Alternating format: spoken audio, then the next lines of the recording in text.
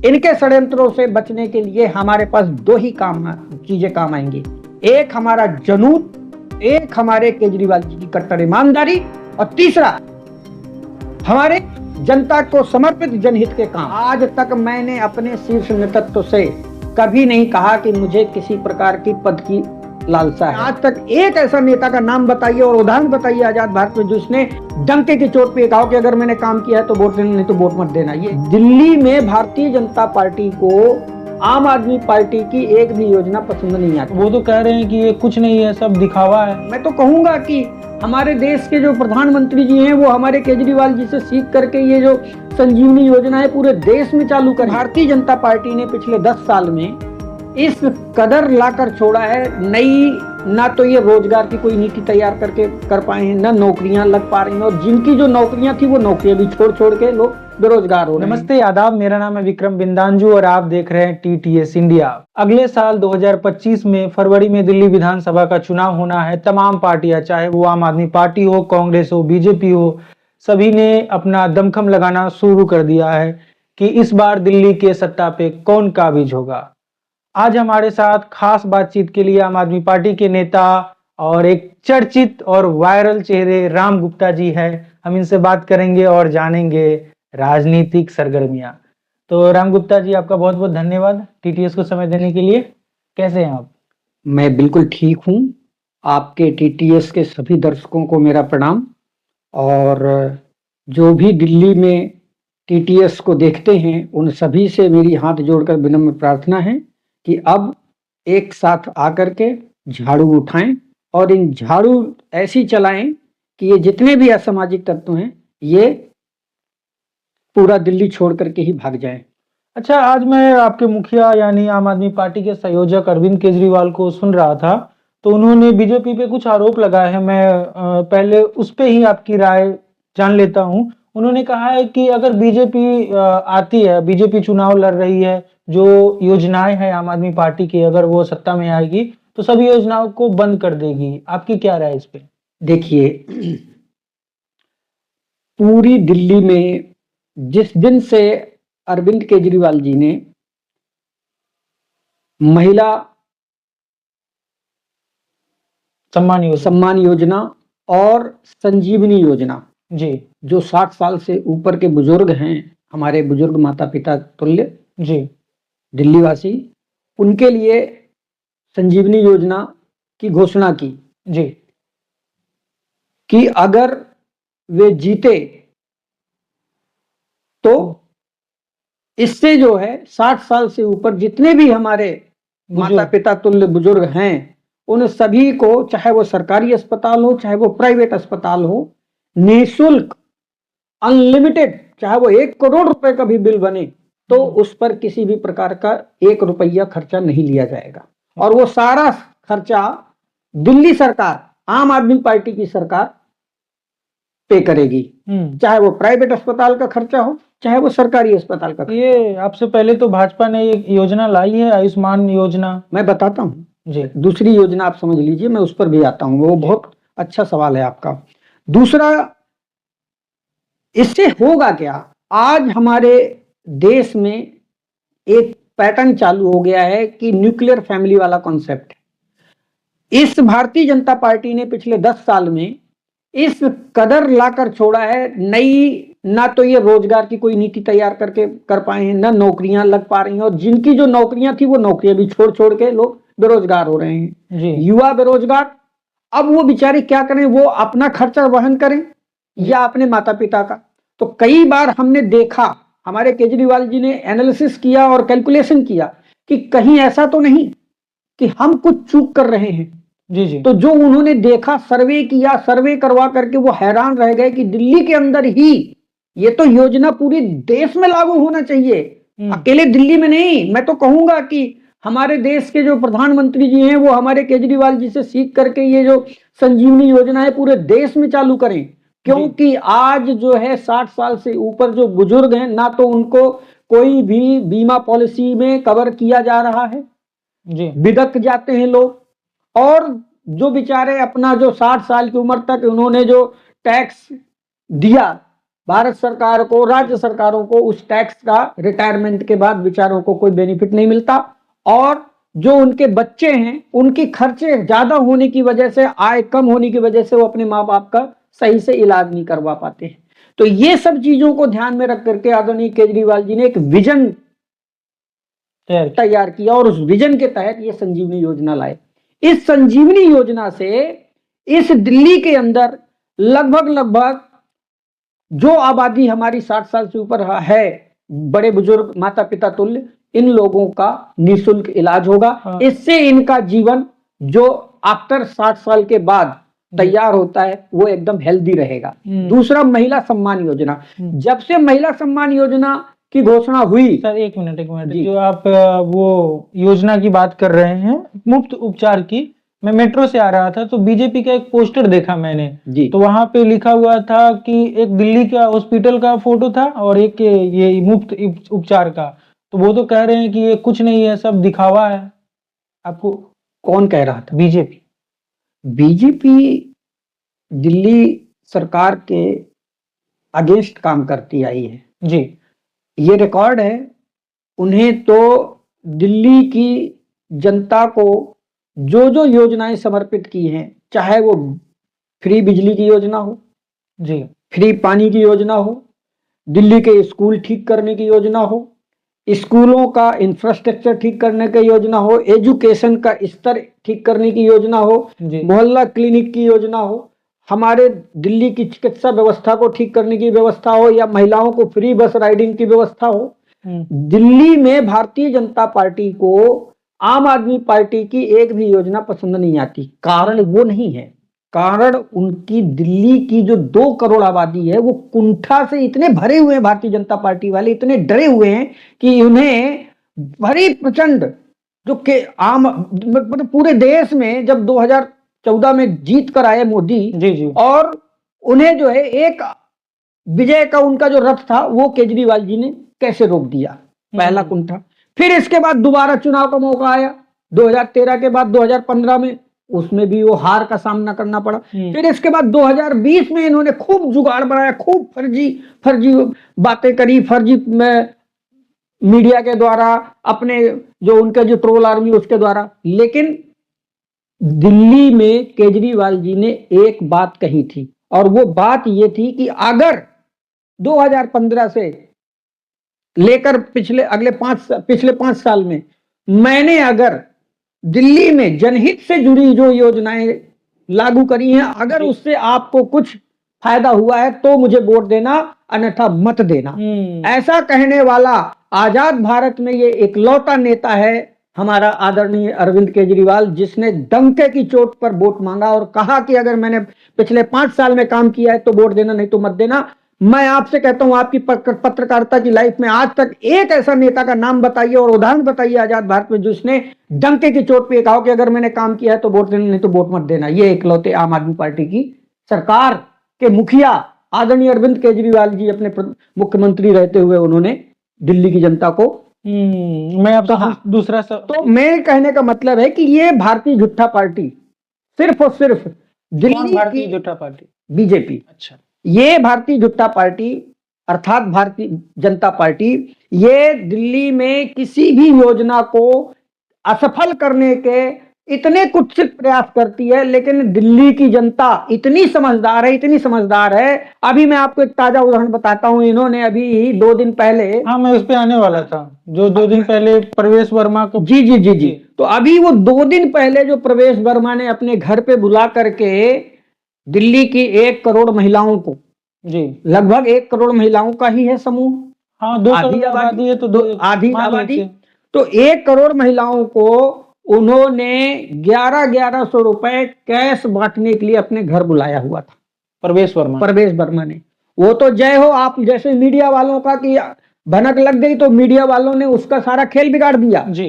लेकिन प्रश्न वो नहीं है, प्रश्न यहां पर यह है कि आप अगर ध्यान से उसका वो कार्ड देखेंगे, उस कार्ड में 2 बातें स्पष्ट हैं। पहली, एक तो वो कार्ड जो है होलोग्राम जो उसमें बना हुआ भारतीय जनता पार्टी का होलोग्राम है, और दूसरा उसमें 3 फोटो लगी हुई हैं और 3 तस्वीरें पहले उसमें भारत के प्रधानमंत्री, दूसरे उसमें गृह मंत्री देश के, और तीसरे भारतीय जनता पार्टी के जो राष्ट्रीय अध्यक्ष हैं जेपी नड्डा, इन 3 लोगों की उसमें फोटो छपी हुई है। और उस पूरी तस्वीर में कहीं पर भी इनके स्वर्गीय पिता साहेब सिंह वर्मा जी की कहीं फोटो नहीं है। आपको क्या और ना ही उन्होंने जो ऐसा बयान दिया था सफाई में अपनी एक मीडिया वाले को कि ये उनके जो है संस्था की तरफ से हर पॉलिटिकल नहीं है, हर समय जो है ये पॉलिटिकल नहीं है, नॉन पॉलिटिकल एक्टिविटी है। लेकिन ना तो उन्होंने अपने पिताजी की फोटो छापनी पसंद करी और ना ही उन्होंने अपनी संस्था का नाम छापा। आपको कारण वो नहीं है, कारण ये है कि वो टोटल ये जो एक्टिविटी थी लाडली योजना के तहत, जैसा कि इन्होंने और जगह पे कर रखा, ये दिल्ली में सरकार तो है नहीं इनकी, तो ये अनैतिक काम करने वाली जो पार्टी है भारतीय जनता पार्टी, जिसके जो है प्रवेश वर्मा भूतपूर्व सांसद हो चुके हैं, जिन्होंने अब तक जो है जो इनको सांसद हो रहते हुए फ्लैट अलॉट हुआ था, कोठी अलॉट हुई थी, वो कोठी तक खाली नहीं करी। देखिए प्रवेश वर्मा ने अब तक अपनी कोठी खाली नहीं करी है, जबकि वो सांसद नहीं है। और हमारे एकलौते केजरीवाल जी हैं कट्टर ईमानदार, जिन्होंने मुख्यमंत्री से इस्तीफा देते ही 2 दिन बाद उन्होंने अपना जो है सीएम आवास त्याग दिया, जिसको ये शीश महल कह करके प्रचारित करते हैं। तो यहां पर इससे जो है यह पता चलता है कि कौन कितना जो है सत्ता का लोभी है और सत्ता का दुरुपयोग करने वाला है। ये सत्ता में बैठ के इतने घमंडी हो गए हैं कि ये खुलेआम संविधान को और लोकतंत्र को तार तार करने वाले सारे रिकॉर्ड तोड़ रहे हैं। और इसमें सोने पे सुहागा यह है कि इसी दिल्ली के अंदर सीबीआई का, ज्यादा दूर नहीं चंद दूरी पर सीबीआई का ऑफिस, ईडी का ऑफिस, इनकम टैक्स डिपार्टमेंट का ऑफिस और पुलिस मुख्यालय। लेकिन भाई साहब यकीन मानिए आज शायद तीसरा चौथा दिन है इस कांड को, ये जो कैश कांड इन्होंने बांटा है। मैं सिर्फ ये आपके चैनल के माध्यम से सवाल उठा रहा हूं ईडी को, सीबीआई को, इनकम टैक्स डिपार्टमेंट को और दिल्ली पुलिस को, कि इन्होंने अब तक उस अनैतिक कार्य के लिए जो 1 करोड़ महिलाओं को 1100 रुपए के हिसाब से आप गुणा कर लीजिए कितना रुपया ये अपने घर में कैश रखा हुआ था, जो ये बांट रहा था बुला बुला करके। अब तक इनकम टैक्स ने, डिपार्टमेंट ने, सीबीआई ने, ईडी ने अब तक क्यों नहीं अरेस्ट किया प्रवेश साहेब सिंह वर्मा को? तो इसका मतलब साफ है कि ये जो है इस तरह के अनैतिक काम करते हुए, असंवैधानिक काम करते हुए ये दिल्ली में चुनाव जीतने की कुत्सित प्रयास कर रहे हैं। लेकिन दिल्ली की जनता इतनी होशियार है कि उन्होंने कह दिया है। आप देखिए सोशल मीडिया में कितनी महिलाओं ने, जिन लोगों ने 1100 रुपया लिया, उन्होंने एक ही बात कही हमने 1100 रुपया लिया, हम सबसे लेंगे, लेकिन वोट हमें जहां करना होगा झाड़ू को देंगे, केजरीवाल जी को देंगे। सीधा यही बोलते हैं आई लव यू केजरीवाल। तो ये दिल्ली की जनता है। ये ऐसा क्यों होता है, ऐसा क्यों हुआ है? इसलिए हुआ है कि दिल्ली की जनता को पहली बार आजाद भारत में 6 रिवड़ियां मिली हैं और साथ में ये 2 योजनाएं मिली हैं। अच्छा, मैं उस योजनाओं पे आपसे सवाल लेता हूं जो पूर्व मुख्यमंत्री अरविंद केजरीवाल ने जो घोषणाएं की, खासकर महिला सम्मान योजना। बीजेपी आप पे, ये आम आदमी पार्टी पे आरोप लगा रही है कि सब कुछ नहीं है, मतलब, तो इस पे आपकी क्या राय है? महिला सम्मान योजना को कैसे देखते हैं आप? देखिए, मैं आपके चैनल के माध्यम से आपके दर्शकों को बताना चाहता हूं कि आज अरविंद केजरीवाल जी ने दोपहर 2 बजे पूरे देश को संबोधित किया और खास करके दिल्ली की जनता को संबोधित करते हुए बीजेपी के बखिया उधेड़ी है जी। और बीजेपी की बखिया क्यों उधेड़ी है? इसलिए उधेड़ी है क्योंकि वो लगातार अपने जो है कुराजनीतिक कुचक्र चलने में लगी पड़ी है। इन्होंने पिछले 10 साल में कोई काम नहीं किया है। दिल्ली वासियों ने इन्हें लगातार 2 बार 7 के 7 सांसद दिए। इस बार भी इन्हें मिले। ये चाहते तो 7 सांसद का मतलब है कि पूरी दिल्ली इनकी। जी। आप हैरान रह जाएंगे कि उन 7 सांसदों को वोट लेने के बाद, जीतने के बाद, दिल्ली का कोई मोहल्ले का, कोई गली का व्यक्ति ये नहीं कहने को तैयार है कि ये भैया ने हमारी हेल्प करी, या इसने हमारे लिए ये सरकारी योजना चलाई है या इसका हमें लाभ दिलाया है। जी, जानकर आप हैरान है, आपका चैनल है, आप पता कर लीजिए, आप तो सर्वे करते रहते हैं। पहला पॉइंट। दूसरा, इनके नेताओं की केंद्र में सरकार है, आप इन्हीं के माध्यम से कहा जाता है कि आधी दिल्ली केजरीवाल की, आधी दिल्ली केंद्र सरकार की। तो ये केंद्र सरकार की जब आधी दिल्ली है तो आधी दिल्ली होने के नाते मतलब 50% तो इन्हें विकास करना चाहिए था। जी, इन्होंने 0 विकास किया है। और अगर केजरीवाल जी विकास कर रहे हैं तो वो केजरीवाल जी के विकास पर इनका एक सबसे बड़ा ये है कि इन्हें हजम नहीं होगा। इस तरह के कहीं नोट बंटवाते हैं, नोट बंटवा करके वोट खरीदने के कुछ चक्र चल रहे हैं। आज इन्होंने एक फर्जी जांच बैठा दी। कौन सी? यही कि ये योजनाएं अनैतिक। अरे भैया, योजनाएं अनैतिक कैसे हो सकती हैं? एक राष्ट्रीय पार्टी घोषणा कर रही है, चुनाव के मुहाने पे खड़ी है और वो दिल्ली की जनता को आइडेंटिफाई करते हुए वो घोषणा कर रही है कि हम अगर जीते, अगर आपने मुझे जो है मौका दिया चौथी बार सीएम बनने का, तो मैं जो है बुजुर्गों के लिए जो 60 साल से ऊपर है उनके लिए मैं जो है संजीवनी योजना लागू करूंगा, जिसकी वजह से उनको जो है किसी भी तरह का हेल्थ इशू नहीं होगा और ना ही उन्हें आर्थिक रूप से किसी प्रकार की प्रॉब्लम आएगी। सारा खर्चा मैं सरकार की तरफ से, दिल्ली की आप सरकार की तरफ से किया जाएगा। दूसरा, उन्होंने महिला सम्मान योजना की घोषणा करी, जिसमें से 1000 रुपए देने का उन्होंने नोटिफिकेशन जारी किया और नोटिफिकेशन दिल्ली सरकार जारी करती है। दिल्ली सरकार में मुख्यमंत्री आतिशी जी हैं, उन्होंने 1000 देने का नोटिफिकेशन जारी किया। उसके बाद केजरीवाल जी ने यह प्रॉमिस किया कि अगर मैं चौथी बार सीएम बना, आपने वोट दे करके मुझे जिताया, आम आदमी पार्टी को जिताया, आम आदमी पार्टी के 70 सीटों में केजरीवाल जी को जिताया, तो मैं ये जो 1000 रुपया है उससे मैं 2100 रुपए हर महीने महिला सम्मान योजना के तहत माताओं और अपनी बहनों को उनके स्वाभिमान को सशक्तिकरण करने के लिए ये मैं 2100 रुपया समर्पित करूंगा। 18 साल से ऊपर? 18 साल से ऊपर। अभी तक कितना रजिस्ट्रेशन हो चुका है? कुछ अराउंड रजिस्ट्रेशन तो आप देख ही रहे हैं, लगातार ऐसा जितने भी बूथ हैं हमारे, हर बूथ में भीड़ ही भीड़ आ रही है। तो अराउंड में मोटा मोटा तो यही कहूंगा कि परसों तक तो मेरे पास आंकड़ा था कि लगभग 10 लाख से ऊपर, 10 लाख परसों तक।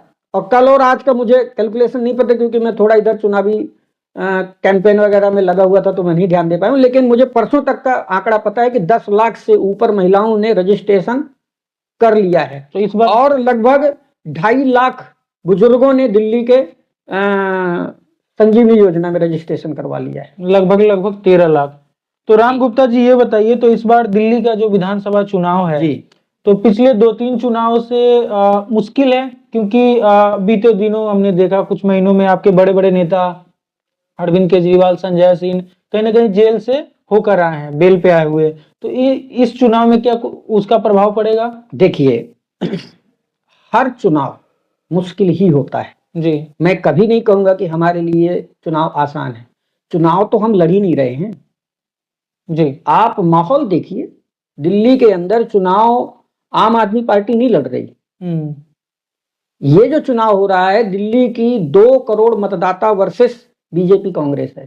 एक तरफ बीजेपी और कांग्रेस दोनों ने अघोषित समझौता कर रखा है, जो दिल्ली की 2 करोड़ आबादी को जो जनहित की योजनाओं के माध्यम से लाभ मिल रहा है, चाहे उनका बिजली का बिल माफ हो, चाहे वो पानी का बिल माफ हो, चाहे उनके बच्चों को अच्छी एजुकेशन मिल रही है, निःशुल्क एजुकेशन मिल रही है, और चाहे उनके पूरे परिवार को हेल्थ सुविधाएं मिल रही है निःशुल्क, यहां तक कि दवाइयां भी, टेस्ट भी, हर चीज मिल रही है। और तो और दिल्ली की 50% आबादी महिलाओं की, उनके लिए पूरी दिल्ली में कहीं भी आना जाना करना हो तो उनको बस में कोई किराया नहीं लगेगा जी।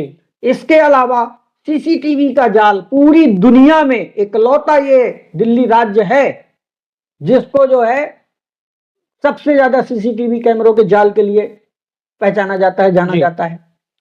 और तो और हमारे दिल्ली की जो मोहल्ला क्लिनिक और जो शिक्षा मॉडल तैयार किया गया है, उसे देखने के लिए विदेशों से यूएस के राष्ट्रपति जो अभी मौजूदा हैं, पिछले कार्यकाल में जो राष्ट्रपति बने थे, तो उनकी ट्रम्प साहब की जो वाइफ है मिलेनिया ट्रम्प, यूएस की पहली जी, लेडी, वो आई थी दिल्ली। वो आई थी और उन्होंने मोदी से कहा था कि मुझे तो सिर्फ और सिर्फ केजरीवाल के एजुकेशन मॉडल देखना है और मोहल्ला क्लिनिक तो देखना सर जो आप और यूएन के जो हैं बड़े उच्च पदाधिकारी, जी, उन्होंने यहाँ विजिट किया और विजिट करके उन्होंने तारीफ किया। तो विश्व के प्रतिष्ठित अखबारों में फोटो छपती है और सम्मान मिल रहा है। हमारे देश में लगभग लगभग कई और राज्य हैं जो दिल्ली मॉडल को पसंद करते हैं और वो दिल्ली मॉडल को आकर के विजिट करते हैं, देखते हैं और देख करके वो अपने राज्यों में भी लागू करने की कोशिश कर रहे हैं। लेकिन ये भारतीय जनता पार्टी को नहीं हजम हो रहा है। ये जो है 3 बार मुंह की खा चुकी है जी, 3 बार मुंह की खाने के बाद चौथी बार भी मुंह की खाएगी। तो क्या अगर लगता है ये अपनी हरकतें नहीं छोड़ेगी। इस बार आप लोग कितनी सीट ला रहे हैं दिल्ली विधानसभा चुनाव में? सीटें लाने के लिए मैं कोई एस्ट्रोलॉजर थोड़ी हूँ। अनुमानतः नहीं, अनुमान मेरा कोई नहीं है, मुझे इतना पता है, मैं बता तो रहा हूँ, हम नहीं ला रहे हैं। आप दिल्ली की जनता से पूछिए कि वो कितनी सीटें से जीतने वाली है। आपको मैं एक जनता मान लेता हूं। भारतीय जनता पार्टी और कांग्रेस के अघोषित गठबंधन से छीन करके दिल्ली की जनता केजरीवाल जी को अपना जो है बेटा, अपना भाई बनाए रखने के लिए वो कितनी सीटें देगी, ये आपका काम है। आप दिल्ली वालों से पूछिए, दिल्ली की जनता से पूछिए। आप, मैं भविष्यवक्ता थोड़ी हूं साहब। मुझसे आप पूछिए, मुझसे आप ये पूछिए कि योजनाओं के बारे में पूछ लीजिए। मैंने चर्चाएं की आपसे शुरू में ही तो मैं योजनाओं के बारे में बता सकता हूं कि वो कौन सी योजना इनकी अच्छी है, कौन सी अच्छी योजना नहीं है। और लगभग लगभग जो 6 चलिए योजनाओं पे एक सवाल पूछ लेता हूं। जो भी आपने योजनाएं लाई, जो भी आपने योजनाएं लाई यानी आपकी सरकार ने लाई, तो उस योजनाओं का क्या इस लोकसभा चुनाव, क्या इस विधानसभा चुनाव में पॉजिटिव प्रभाव पड़ेगा? स्वाभाविक है साहब। एक चीज बताइए, दिल्ली राज्य में 70 विधानसभा है जी। ऐसा तो है नहीं है कि जो केजरीवाल जी जो राष्ट्रीय पार्टी के सुप्रीमो हैं और वो मुख्यमंत्री जीतने के बाद बनेंगे चौथी बार, तो वो घोषणा सिर्फ ऐसा थोड़ी कि फिल्टरेड विधानसभाओं में ही योजनाएं लागू होंगी, और योजना तो पूरी दिल्ली में लागू होगी ना। और दिल्ली में लागू होंगी तो हर विधानसभा में जो नागरिक हैं, चाहे वो वरिष्ठ नागरिक हो, चाहे वो हमारी माताएं बहनें हो, और जो पहले से चली आ रही हमारी जो योजनाएं हैं जिनको भारतीय जनता पार्टी रेवड़ी के नाम से बदनाम करती है, वो सारी 6 की 6 रेवड़ियां कंटिन्यू चलती रहेंगी। अच्छा राम गुप्ता जी, एक थोड़ा पर्सनल सवाल है। हाँ। आपका चेहरा आम आदमी पार्टी में काफी पॉपुलर है, आप एक जाने माने चेहरे हैं। धन्यवाद आपका। लेकिन आपका कोई जैसे विधानसभा चुनाव में या लोकसभा चुनाव में मतलब क्या आप कभी चुनाव लड़ेंगे आम आदमी पार्टी में? क्या फ्यूचर क्या है आपका? देखिए, जिस दिन आम आदमी पार्टी का गठन हुआ था जी, उससे और पहले से अन्ना आंदोलन में तो हम आंदोलनकारी के रूप में पार्टिसिपेशन किए। इसके बाद जब पार्टी बनी, पार्टी बनने के बाद जो शीर्ष नेतृत्व है हमारा आज का और पहले का, उन सब ने जो हमें काम सौंपा जिम्मेदारी से संगठन के काम, वो संगठन के काम में हम 13 साल से समर्पित भाव से काम कर रहे हैं, बिना किसी एक्सपेक्टेशन के, बिना किसी लालच के और बिना किसी लिप्सा के। आपको जानकर हैरानी होगी कि आज तक मैंने अपने शीर्ष नेतृत्व से कभी नहीं कहा कि मुझे किसी प्रकार की पद की लालसा है। मुझे जो काम जहां दे दिया जाता है, जो काम बता दिया जाता है, मैं वो काम करने के लिए दौड़ पड़ता हूं। मुझे आप गोवा भेज दीजिए, चला जाऊंगा। मुझे आप पंजाब भेज दीजिए, मैं चला जाऊंगा। मुझे आप महाराष्ट्र भेज दीजिए, मैं चला जाऊंगा और जाता हूं। उत्तर प्रदेश के चुनाव में समर्पित भाव से काम किया, दिल्ली के चुनाव में आप देख ही रहे हैं समर्पित भाव से काम कर रहा हूं जी। जब ये चुनाव का टाइम आता है, मैं आपको बताता हूं हमारी काम करने की जुनून को जी। चुनाव के जब 2 महीने 3 महीने बचते हैं, हम अपने घर में और अपने परिवार में अपनी वाइफ से, अपने बच्चों से सबसे बोल देता हूं, बेटा मैं हिमालय जा रहा हूं। ये प्रेरणा कहां से आती है, परिवार छोड़ देते पार्टी के लिए? ये प्रेरणा केजरीवाल जी हमारे, जो व्यक्ति, देखिए मैं क्यों केजरीवाल जी का नाम ले रहा हूं, क्या जरूरत थी उसको ये राजनीति के कीचड़ में आने की? क्या जरूरत थी उसको ये फालतू का आंदोलन करके 13-13 दिन तक उपवास रखने की? आपको जानकर हैरानी होगी, अरे भैया देश का सबसे इंटेलिजेंट पेपर सॉल्व करते हैं, एजुकेशन सॉल्व करते हैं, जिसको हम यूपीएससी क्रैक करते हैं, आईआईटीएन है वो। आईआईटी कितना वो माना जाता है, टफेस्ट एग्जाम सबसे लग्जरी जॉब होती है। हस्बैंड और वाइफ दोनों, इन दोनों ने अच्छी खासी लग्जरी लाइफ जीना था। किसी भी प्रशासनिक अधिकारी का अभी जो चल रहा है मामला, वो एक ही चलता है कि जब भी कोई सत्ता में आता है उसकी मलाई खाने के लिए उसकी चापलूसी करते हैं। लेकिन यह इकलौता व्यक्ति था केजरीवाल, जिन्होंने पहले संघर्ष किया जी, नौकरी करते करते बीच बीच में बेचारा छुट्टी ले लेता था, लंबी छुट्टियां ले लेता था, और आकर के क्या करता था, झुग्गियों में 10 साल। भाई साहब, जो व्यक्ति 10 साल लग्जरी लाइफ छोड़ के अपनी नौकरी को लात मार करके, जो व्यक्ति 10 साल तक पांडव नगर जैसे एरिया में झुग्गी झोपड़ियों में 10 साल गुजार दिए हो, उस व्यक्ति का त्याग हमारे सामने कुछ भी नहीं है महाराज। मैं तो अपना घर और अपना परिवार, अपना कुछ भी मैंने आज तक नहीं त्यागा है, बस 2 ही महीना 3 महीना तो हम त्यागते हैं। मैं तो पूरे देश के सभी नौजवानों को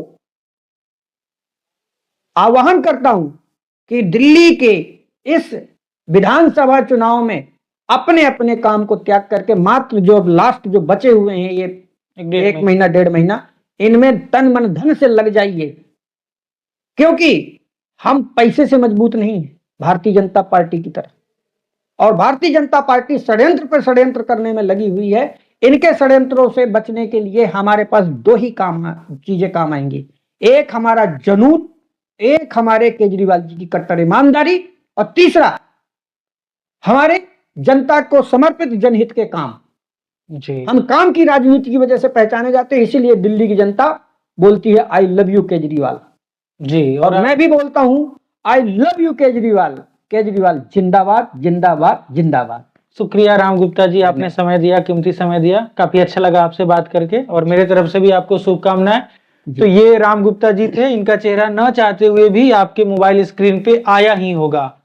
हमने तमाम मुद्दों पे बात किया, आने वाले विधानसभा चुनाव में आम आदमी पार्टी की क्या रणनीति है, क्या हाल चाल है, क्या चल रहा है आम आदमी पार्टी के भीतर, और राम गुप्ता जी क्या सोचते हैं आम आदमी पार्टी को लेकर और खुद क्या सोचते हैं। मैं विक्रम बिंदांजू, आप देख रहे थे टीटीएस इंडिया। धन्यवाद।